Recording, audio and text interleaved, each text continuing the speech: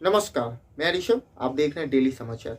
दहेज के लिए लड़कियों को किस तरह परेशान किया जाता है, उन्हें किस तरह मानसिक अत्याचार किया जाता है उन पे, हमने कुछ दिनों पहले आयशा की कहानी देखी थी। ठीक वैसी ही कहानी है रसिका की। जी हाँ, रसिका जैन जो कि कलकत्ता के एक अच्छे परिवार से बिलोंग करती है और उनके पिता ने उनकी शादी में 7 करोड़ रुपए दहेज के तौर पे दिए थे।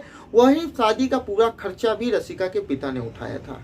रसिका के कलकत्ता के अलीपुर की रहने वाली हैं। 25 साल की रसिका की शादी कुशल अग्रवाल से फरवरी 2020 में हुई थी।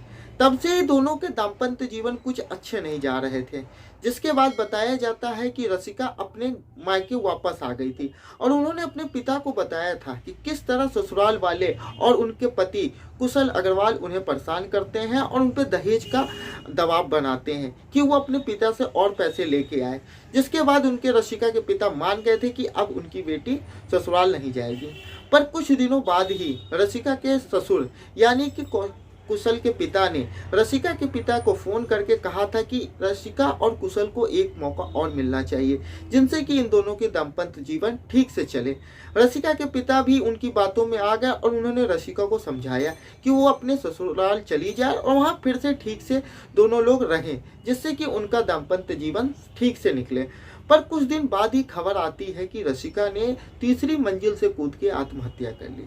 आपको बताना चाहूंगा कि रसिका ने मौत से ठीक 15 मिनट पहले ही अपने पिता को एक मैसेज किया था, जिसमें रसिका ने बताया था कि किस तरह से उनके ससुराल वाले, उनके पति उन्हें दहेज के लिए दबाव बना रहे हैं और उनसे कह रहे हैं कि वो अपने पिता से और पैसे ले।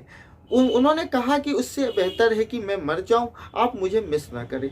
ठीक इसके कुछ समय बाद रसिका के मम्मी के फ़ोन पे ही उनके सास का फ़ोन आता है कि रसिका ने आत्महत्या कर ली। आपको बताना चाहूँगा कि जिसके बाद से रसिका का फ़ोन भी गायब है। रसिका के पिता ने कलकत्ता के अलीपुर में रसिका के ससुराल वालों के खिलाफ एफआईआर दर्ज कराई है और रसिका के पिता का साफ तौर पर कहना है कि रसिका की हत्या की गई है। हमने समाज में कई सारे ऐसे देखे होंगे जहाँ पे औरतों के ऊपर इस तरह के अत्याचार होते हैं, जहाँ औरतें दबाव में आके इस तरह की कदम उठाती हैं। हमने कुछ दिन पहले ऐसा की भी कहानी सुनी थी। अब रसिका के पिता ने दहेज में 7 करोड़ जैसी रकम दी थी। आप समझ सकते हैं कि ये कितनी बड़ी रकम होती है। उसके बावजूद भी आज उनकी लड़की नहीं है इस दुनिया में।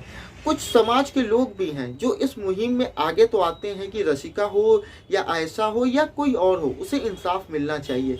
पर वो लोग 3-4 दिन बाद ही इन सारी खबरों को भूल जाते हैं और इसके बारे में कुछ नहीं करते हैं। न ही सोशल मीडिया पे ही कुछ करके दिखाते हैं, न ही समाज में ही लोगों को जागरूक करते हैं। आपको बताना चाहूँगा कि ये एक समाज की गंदगी है, दहेज समाज की गंदगी है। ये किसी भी नियम या कानून से नहीं खत्म हो सकता। जब तक कि समाज जागरूक नहीं होगा तब तक इस तरह के प्रथा या इस तरह के गैर कानूनी काम खत्म नहीं हो सकते। ये सब समाज की बुराइयां हैं, तो इसे हर किसी को मिल के ही खत्म करना होगा।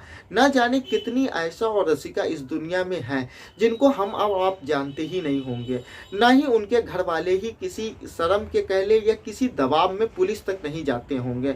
तो इन सारे विषयों पे आपका जो भी राय हो आप हमें कमेंट बॉक्स में ज़रूर बताएं। और किसी भी मुहिम को जब आप अपने हाथ में लें, या आयशा को न्याय दिलाना या किसी को भी न्याय दिलाने, तो उसको आखिरी तक पहुंचाए। जब तक कि उस बेचारी लड़की को न्याय नहीं मिल जाता या उस बेचारे व्यक्ति को किसी को भी न्याय नहीं मिल जाता, तब तक उसकी लड़ाई को लड़ते रहना चाहिए। आपका जो भी राय हो आप इस वीडियो के कमेंट बॉक्स में हमें बता सकते हैं। इस चैनल पर पहली बार आए हैं तो इसे सब्सक्राइब करना ना भूलें, वीडियो को लाइक शेयर करें।